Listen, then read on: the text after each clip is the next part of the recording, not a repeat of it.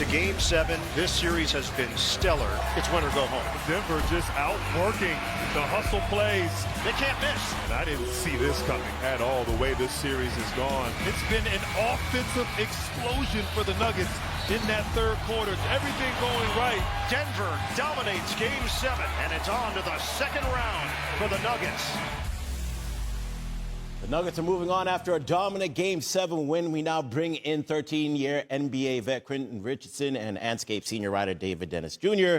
in the Sports Center. David, let's start with you because, brother, I know you're itching to lay into these Clippers now, okay? I know you got a lot to say, so how bad was this collapse? Look, I know it's the first round, but this is one of the most consequential and embarrassing collapses any franchise has experienced in the playoffs ever. Think about the money that this franchise has set on fire during this Kawhi Leonard era in the Clippers, waiting for a moment when he can be healthy and you can make a playoff run, and you're finally there, and you lay an egg like this. Playoff Jimmy Harden shows up in Game 7, 7 points, who has now had 14 points and average since 2020 in Game 7, below 30% all those games. Kawhi Leonard, you sat out half the season, so you could show up in a Game 7 like this, and you do not show up and you fold like this in this moment, and to cap it all off, you get to spend the next few weeks watching the OKC Thunder turn those assets that you gave them into a possible championship run, to a possible dynasty. Q, look, I slept like a baby last night, but if I'm a Clippers fan, I don't know how you sleeping well for a very long time after what you saw last night and what you're about to see for the next few weeks. Hey, listen, I'm not going to sugarcoat it, Dave. Double D, it was bad. It was bad. I was sitting there like, not like this. Like, at least let's fight. Let's be competitive. Let's do something. But, I mean, before everybody start piling on the James Harden stuff, man, let me just say this, because I watched, and I felt like he was playing the James Harden game. You're not aggressive. You're not terrible if you have 13 assists. I felt like he came out and he was trying to set the table, like get everybody else going, and like knowing that I got the ball, I could get my game off whenever. He did a good job of getting people off. 13 assists is not easy to do. We all know that. And the blowout came too quick. He didn't get a chance to get himself going and try to get himself to go off, because the snowball effect came, everything rolled up too fast, and before you know it, you're down 19, 20 points, and you looking upward at everything, and the crowd is yelling, the crowd is loud. Everything came at him too fast, and I think it was just a bad night on the worst day possible in the Game 7. Yeah, we got a little bit of yin and yang over here.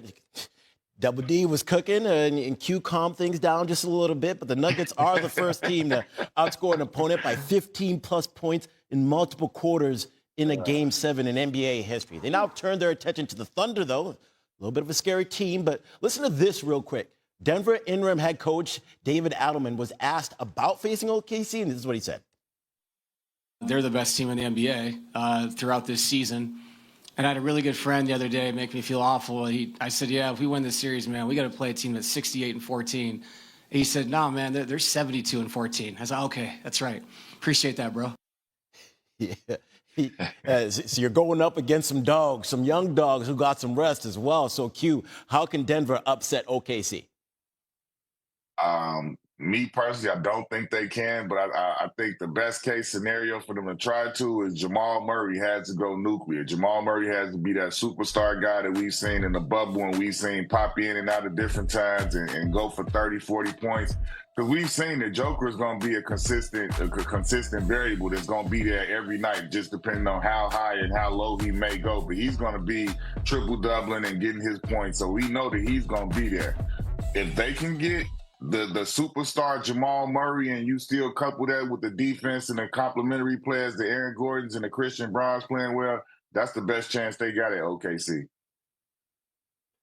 Yeah, man, you turning me into a negative person this morning. I don't think the Nuggets really got a shot either. But we're gonna figure out a way to find a little hope here, and that hope lies in Jokic. And look at the last time that these two teams played. Jokic had 35, 18, and 8.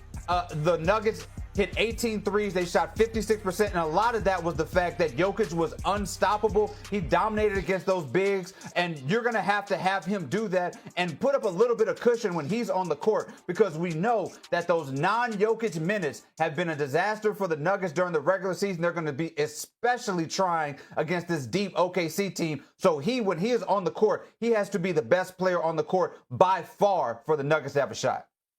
Yeah, that series starts Monday. OKC is currently favored to win that series at minus 900. Sheesh. Appreciate it, fellas. 3 MVPs. You know, you brought up a lot of stats. He's number one in a bunch of different categories, right? Now you plug in a guy like David Adelman. How does he adjust on the fly? Like, how does he adjust? Does it really matter? Game to game? I think it does. I think it does, because now you have to actually prepare. How are you preparing for James Harden and Kawhi Leonard?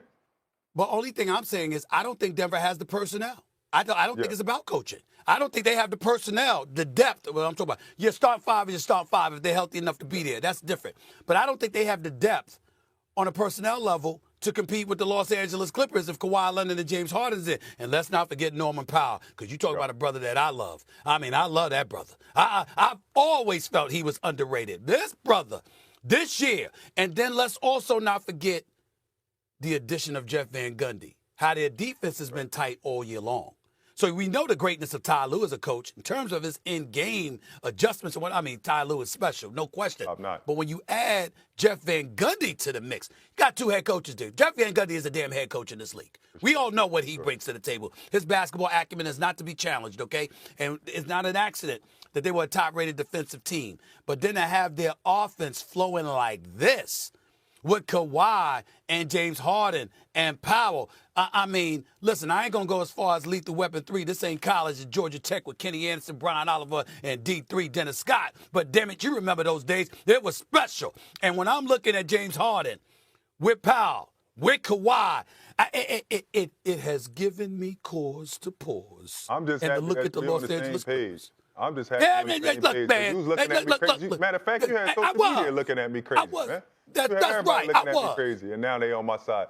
Yeah. We gonna see. Who got the last laugh? We gonna see. Hold on, whoa. It's not the last laugh, Molly. I mean, this Kawhi Leonard has missed 15 of the last 19 playoff games. Let's see if the durability is going to be maintained. Different load. He got James Harden. I understand. He got Norman Powell, which you just man, that brother can get hurt going to the bathroom. He don't you have can't to do that. Carry as don't much worry, now. Stephen A. He don't have he can get hurt going to the bathroom. Come on, Marcus. He can get hurt going to the bathroom. He ain't hurt you right know now, that. Steven. It's He's up not. right now. He's It's not. up, and He's they definitely playing not well, hurt and right they now. my favorite. It's a new day. It's a new year. That damn Kawhi Leonard looks special right now. He's looking special right now. It's time to put some respect on his name, baby. I can't. Well. Let me tell you this. I'm never gonna go for anybody accusing me of disrespecting his name, because the brother can ball. My issue was his availability, not what he did when he was available. We all know what the brother can do. But having said that, to miss the first 34 games of the season, to come out and play since March, over the last 21 games. The Clippers are 18-3, with the number 1 offense in basketball when Kawhi Leonard is on the basketball court.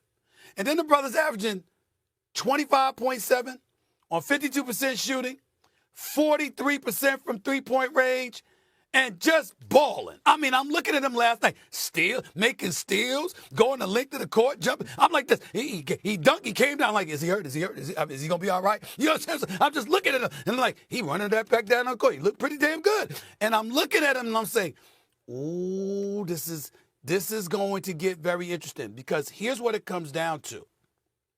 With Kawhi Leonard healthy, Kawhi Leonard can carry the Los Angeles Clippers to the conference finals. He can do that. We can't dismiss. Listen, they can talk Zubac all they want to. He's about to. I appreciate what we've been seeing from him. It's about to come to an end. Now you're going up against the Joker. You can wrap that up. All that stuff you've been doing numbers-wise, it ain't gonna be anything compared to his numbers, okay? But Kawhi and James Harden could deliver the goods in a series against Denver. And this Kawhi Leonard that I'm looking at right now, if that brother with this James Harden that I've been seeing, man,